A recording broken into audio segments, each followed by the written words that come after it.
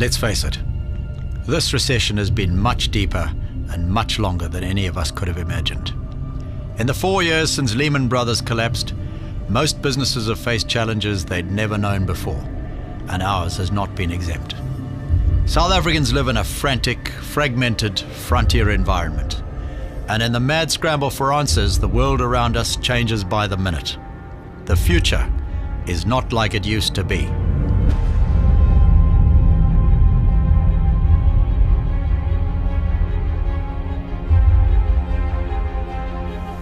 If this sounds like an obituary, don't believe it.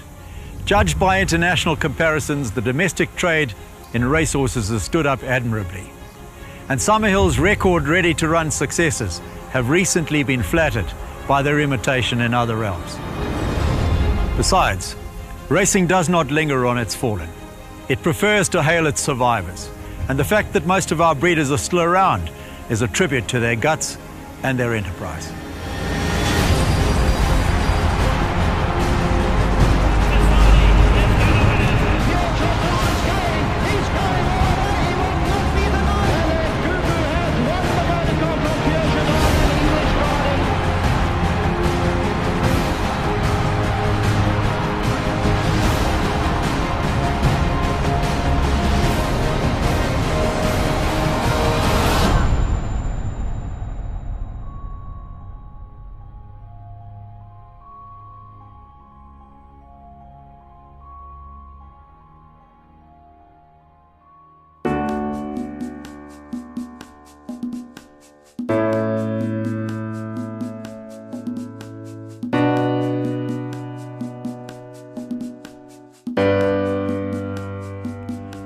I've always been amazed at the tenacity of our horsemen. We have colleagues who've been known to mortgage their farms in order to pay their stallion fees. Les Carline once reminded us that this is what makes racing and breeding so compelling. Horses and people. The rest is dross. If racing was simply commerce, Karl Marx should have been its interpreter. As a financial proposition, it is about the redistribution of incomes. It is socialism in a form so subtle you hardly notice it. Hundreds of millions of rands are supplied each year by businessmen from Massachusetts to Moy River, by surgeons and solicitors, gold miners and merchant bankers, and by tax avoiders from all over.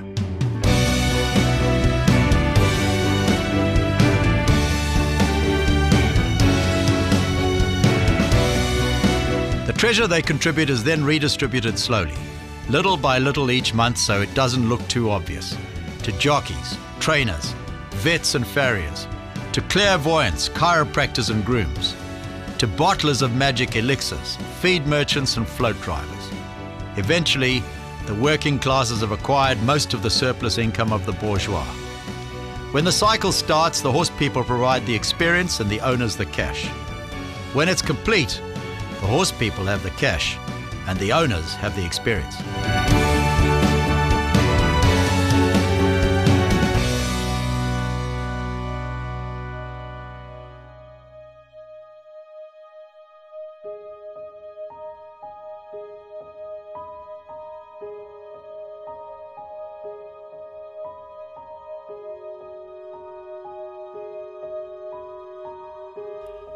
It's understandable in these tough times that people should seek sanctuary in the tried and tested.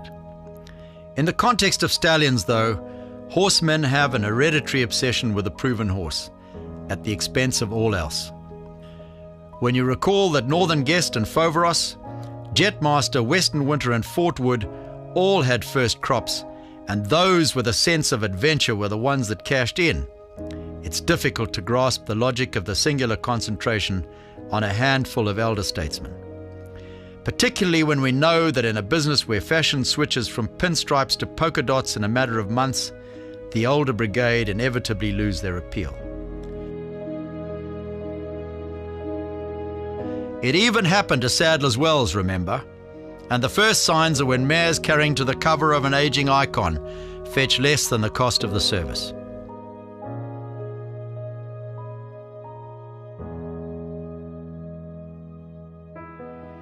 The consequences of our choice of stallions this season will only be known in 2015.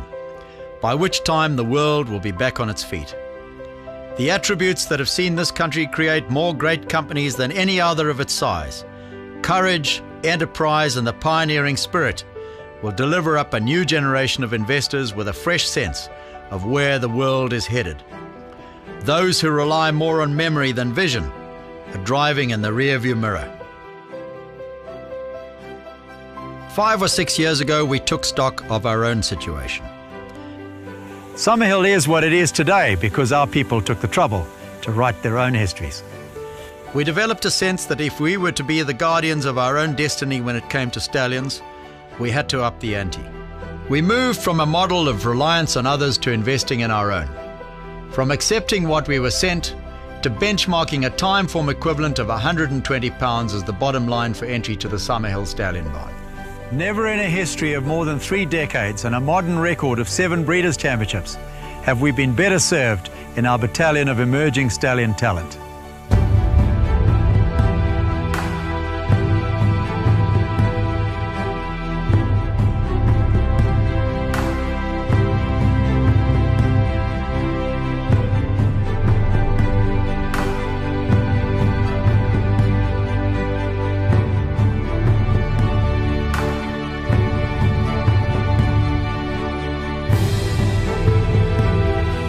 We've always been fortunate in our friends and our associations. As we've said before, transactions build turnover, but relationships build value. Today, Summerhill is home to the largest concentration of foreign-owned thoroughbreds on any one property in the world. Our customers span 22 time zones from Japan to the United States. It's to these good pals that we owe our new acquisitions Golden Sword and Traffic Guard. Sheikh Mohammed bin Khalifa Al Maktoum, the Ruperts of Drakenstein have been with us since the gates opened, Mary Slack's Wilgebor's Drift, Mouton's Hook, and Dr. Jim Hay of Cape Blanco and Fame and Glory Repute. Quite an assembly.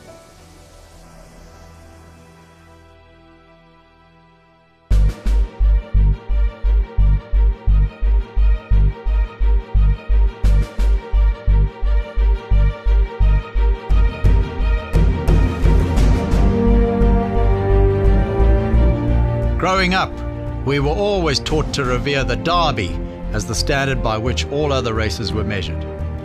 Federico Tezio, the greatest of European breeders of the 20th century, was famous for having said, "The thoroughbred exists because its selection has depended not on experts, technicians or zoologists, but on a piece of wood, the winning post of the Epsom Derby."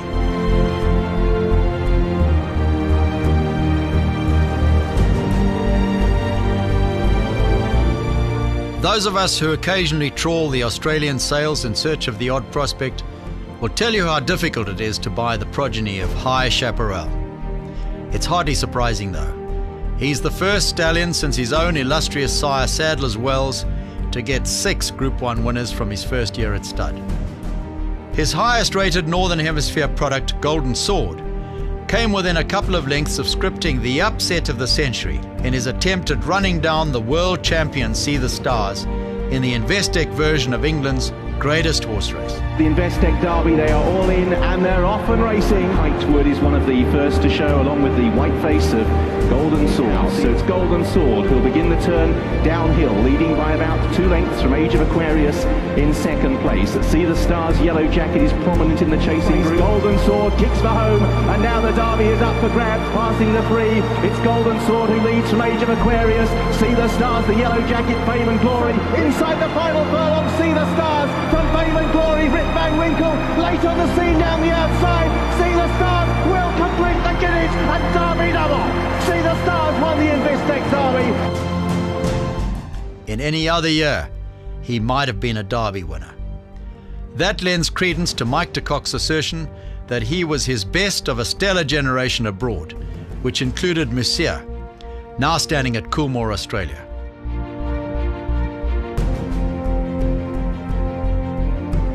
He led the English Derby till about a furlong from home with the likes of See the Stars in it. I think he only got beaten about 2.5 lengths. He ran second in the Irish Derby to fame and glory, and you know the form speaks for itself. When one thinks of the two top horses that beat him. In fact, you know, without fame and glory, there he would have been the Derby winner, and you know, it was unfortunate just to find a superstar at the time. Gates are back. Golden Sword from the outside, one of the first away. Dean jumped to the left. That year in Dubai, he was one of the most talented individuals I had in the stable. He's the track record holder over 2,000 metres. Golden Sword is still the current track record holder at Maidan. Here comes Golden Sword on the outside. Dean's running on. Eavesdropper back to the inside, but Golden Sword hits the front. Golden Sword clear, 100 metres left to run. They won't catch Golden Sword. Dean will get second. Golden Sword first.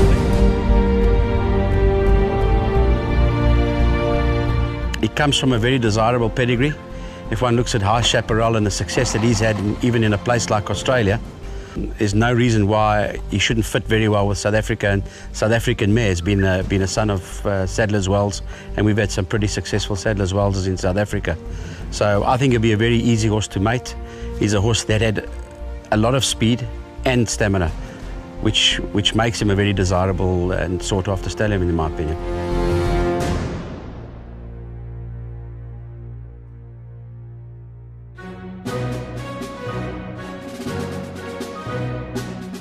Another who celebrated his greatest triumph and defeat was Traffic Guard.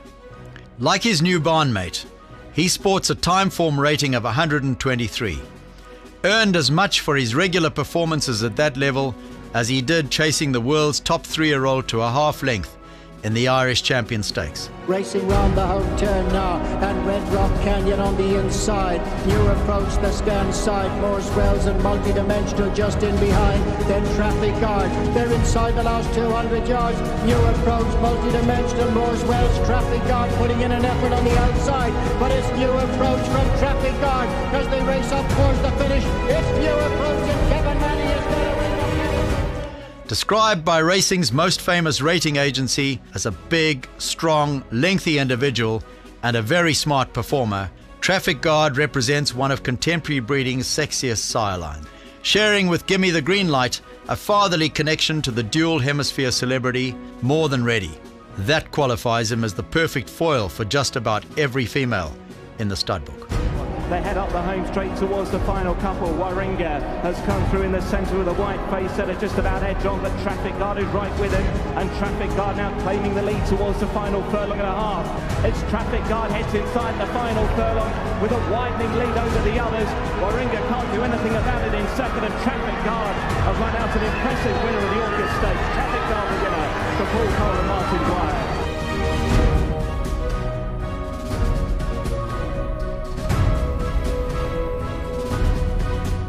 The welfare of the thoroughbred was in the hands of the British aristocracy for the first 300 years of its existence. The breeding and racing of horses was all about the sport, about one nobleman beating another. Throughout that time, they selected their stock for their grace, their athleticism, their courage and intelligence, their speed and stamina, for their durability and their mental strength. All the things we as a species would want to be remembered for. That's why the racehorse is the good Lord's noblest creation.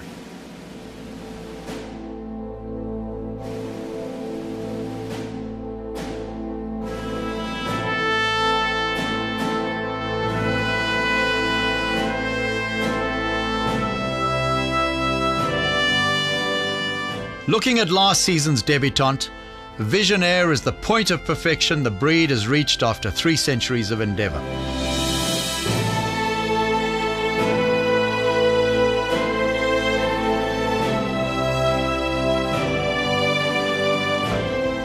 In recent times, Saratoga's King's Bishop Stakes has assumed the mantle of America's dominant stallion maker.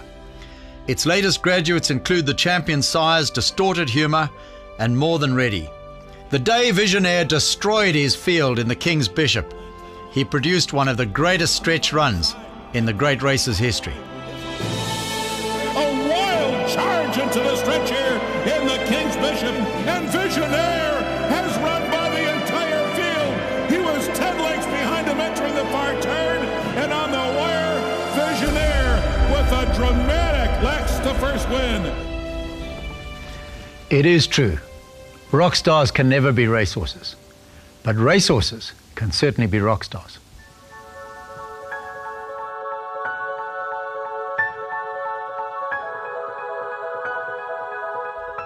If there was an equine Vatican in the horse racing world, you'd have to think Brave Tin Soldier was born to be the Pope.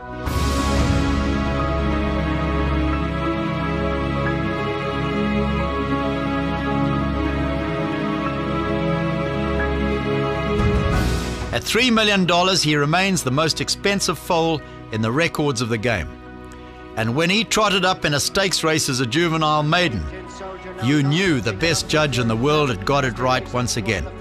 Brave Tin Soldier going on from Invincible Force. Bazroy is third and fourth home is Flash McGahan. Yet it was in the cliffhanger that Brave Tin Soldier staged one of the sport's great comebacks, reminding us of the condemned man just before dawn, of the blindness of hope and the madness of racing. A rally from Kiss the Kid on the outside, but here comes Brave Tin Soldier. Brave Tin Soldier, a final lunge on the outside. Brave Tin Soldier, Brave Tin Soldier! Up in time for Carlos Marquez Jr. in a cliffhanger.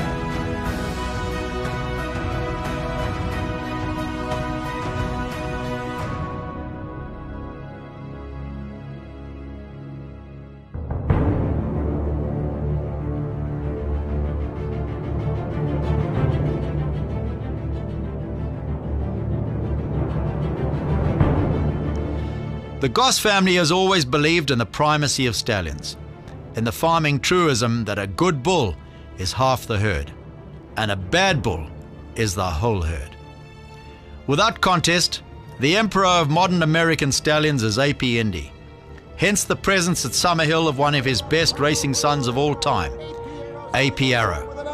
Brass Hat driving on the outside. A.P. Arrow just there from Brass Hat. A.P. Arrow, Brass Hat, A.P. Arrow. His track record and his family were what appealed to us initially, but now the nation's leading yearling adjudicator is proclaiming the virtues of his youngsters. They'll be racing when you're selling what you breed this season, so you can't say you didn't get the heads up.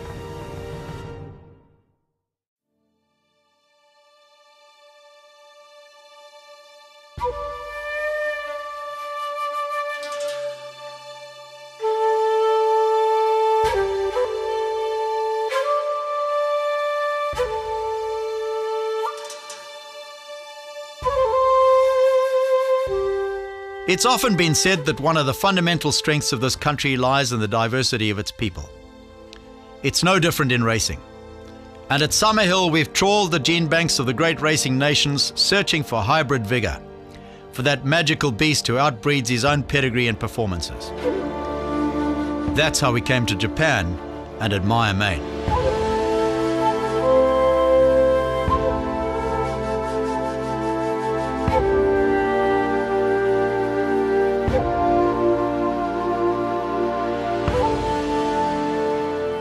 It will be the devil's own job to outbreed or outrun this accomplished son of one of the world's most sought-after influences. But if we can just get a few who come close, it will be a matter of case closed. Meanwhile, have a look at his races.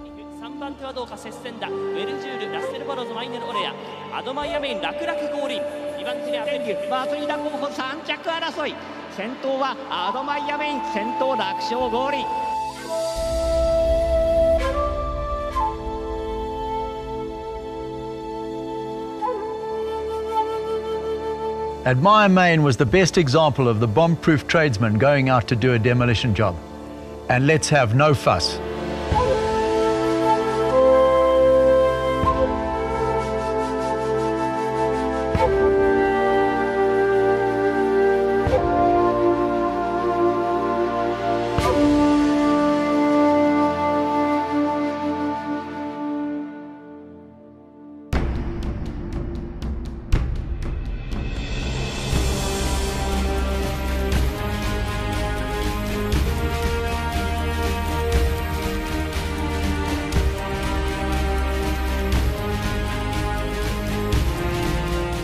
Some lofty predictions have been made in various quarters about the expectations for the first of the Mullins Bays, and they've come from impeccable sources. For a horse who only debuted at 3, everything we get this year will be a bonus. Yet there's been enough so far to reinforce our belief that he could be the next big thing.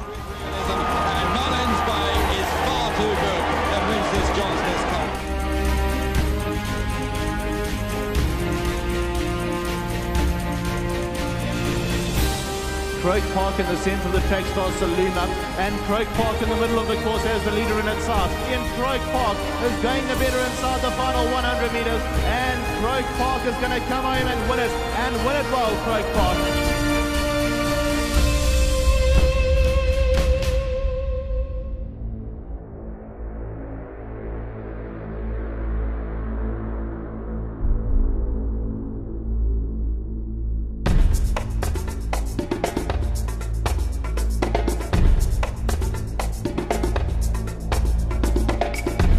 Much the same applies to Ravishing, whose virtues were unveiled by his champion trainer in a spectacular splash at 3.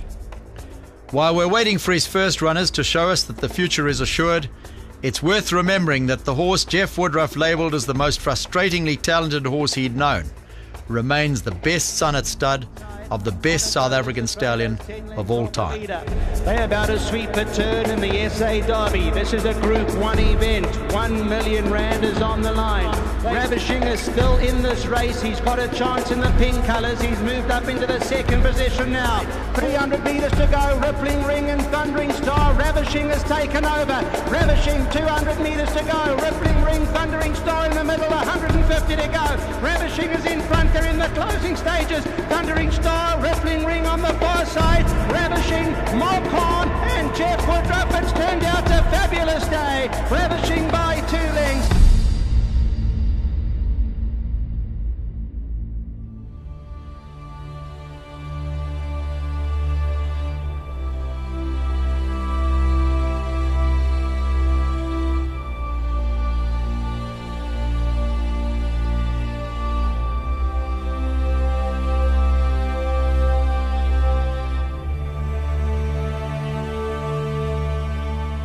I talked earlier in this piece about the challenges we face.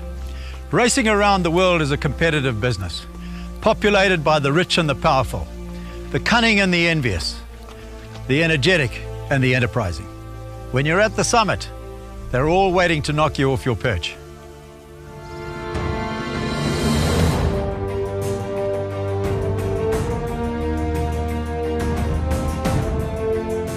Nobody owns a monopoly on a championship.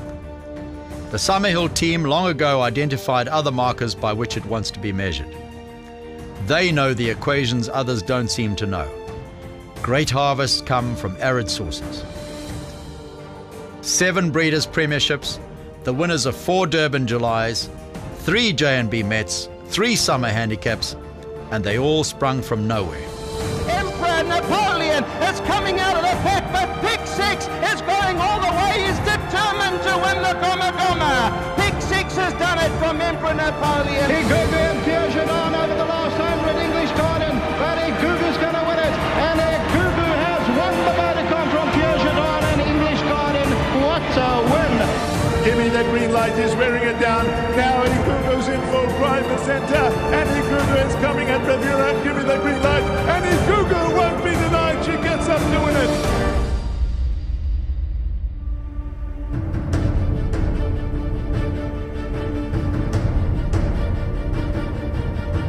We're aware that many of our smaller colleagues are feeling marginalised by the intrusion of venture capitalists on the ethos of our sport. You're not to worry. We know the authors well, and we already know how this narrative is going to end. Bet on us. This team will see to it that the good guys get to win.